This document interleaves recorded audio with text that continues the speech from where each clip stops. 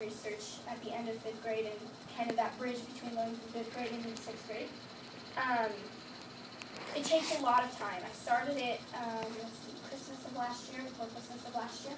So that's a little bit about me, that's a little bit about my books, and I'm pretty much open to any questions you may have. Go for it, guys. How did you become a published writer at such an early age? My grandma, she knew our publisher through her own business. It was a shrink-a-thon that they had going on. I'm not really sure what she does very much, but after reading it to her and showing it to her, that kind of thing, she had us take it to this person that she met, and my editor was in the U.S. Army. So she was pretty intent on it. She was really excited to hear it. And at first she was a little iffy, but when I started to get intent into just writing the content, that's when she really, really decided to bring it forth and commence with anything else. So. How has being an author impacted you? It's definitely got a bit of a weird impact. I have to try and balance my writing in with school. Sometimes I won't have much time for my writing, but other times I do. It really impacts things because after school I get really, really busy with certain things. I know currently, after we put together Remembering Axel with Tate Publishing, I'm going to be going places for public speaking, book signings at stores, things like that. So it brings in a sort of experience that not very many people get to experience. I follow a quote that I had come up with while I was writing Remembering Axel, and it's really had a great impact on me as well. It goes, why be someone good when you could be someone great? Why would you stop for average when you know you could go so much further? And writing and being an author is not necessarily where anybody has to stop. If you want to be a musician and compose, be a great musician. If you want to be in the military, go for the highest that you can go far, and things like that. And so I'm here to say that when you put your mind to something, despite your age, you can get anything done. Anything that you ever wanted to be, you can go for it. And so that's a bit of an impact that I have, and everything has.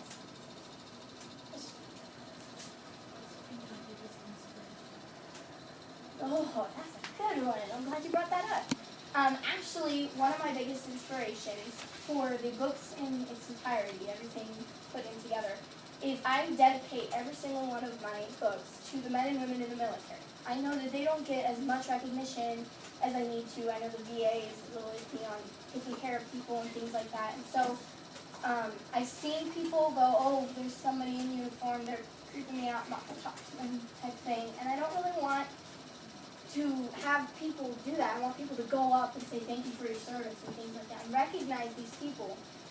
My second inspiration that got me going for Remembering Axel specifically was how little people know about the Holocaust. I don't know how many of you have seen, but on the news they'll go around and they'll ask people what's a Nazi, what's the Holocaust type thing, and they get real confused and they're like, oh, I don't know. That's not very good, because when you forget history, you are doomed to repeat yourself. It's happened before. And people right now are forgetting history, so the inspiration on reminding people and showing people what they need to remember is what is one of the biggest inspirations.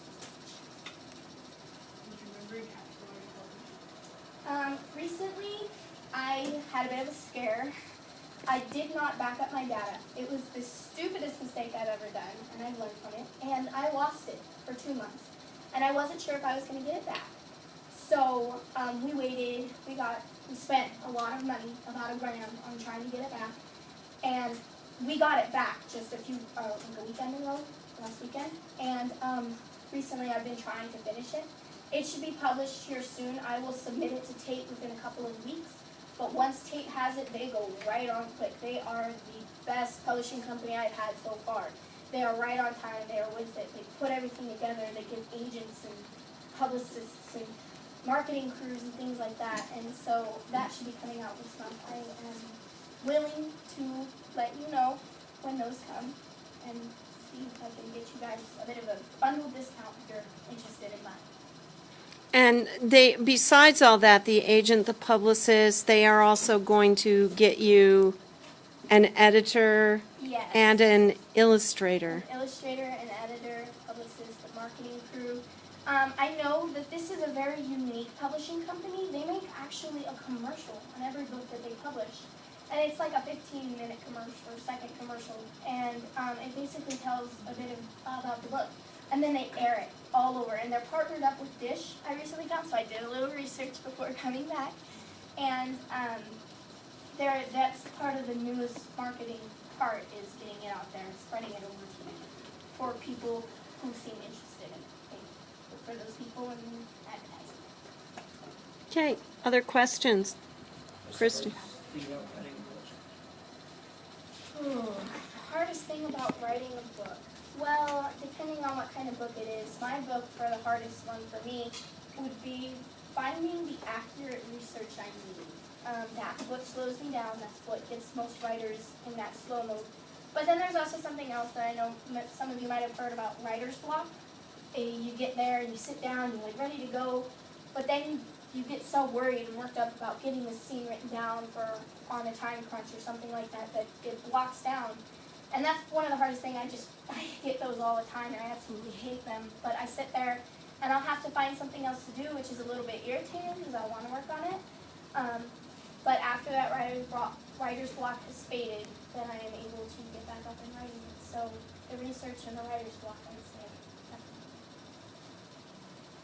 How many books did you write? I am just now finishing my 4th.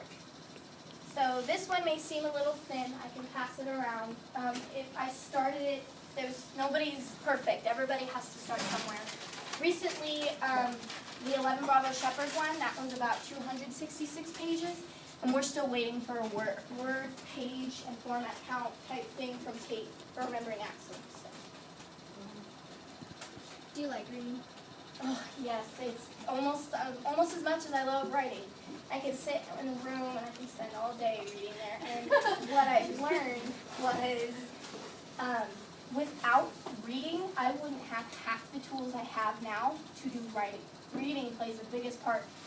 What you read and what you see and the type of sentence structure you find in each book that you read may very well contribute to how you write it, how you sentence those structures, how you do sentence structure. I'd say that is another big part that's really difficult about writing is sentence structure and putting it all together and getting what you see in your mind out on paper. I'm a very weird writer. I see a movie, I sit down and I describe the movie. So that's kind of how reading helps.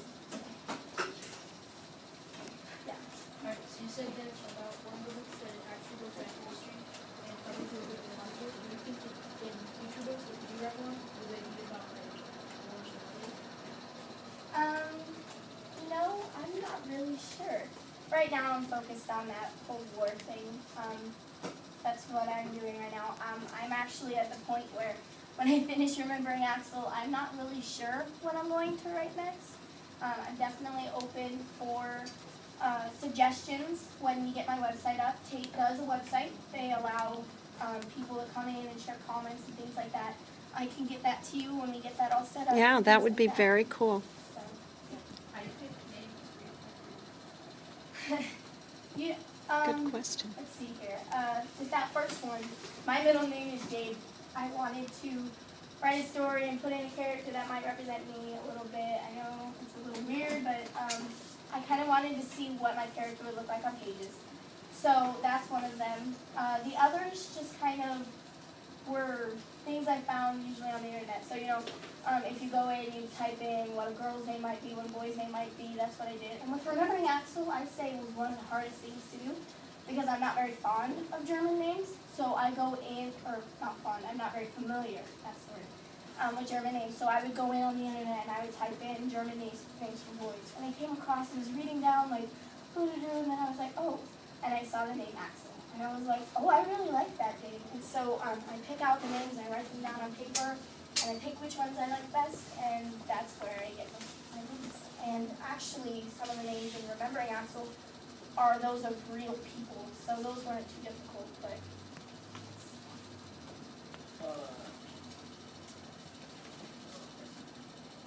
Oh yeah, no, so your books are based on true story, right? of them are based on history. That would be Remembering Axel. It's not really a true story, but it follows true events and true people that really existed. So you guys, don't tell them. What genre would that be? Historical fiction, right? 11 Brothers Shepherd would be historical fiction. It's not an actual story of the dog, but it could have been, I think. The other two are not. They're stories that could happen. They're futuristic. What would that genre be? Did anyone inspire you to be an author? Yes. My first real big inspiration came from my 5th grade teacher, Miss Alden. We had done an assignment where we put together this book for our heroes and shared it with them. And I had been going through a little bit of a rough time. I find lots of solitude in writing.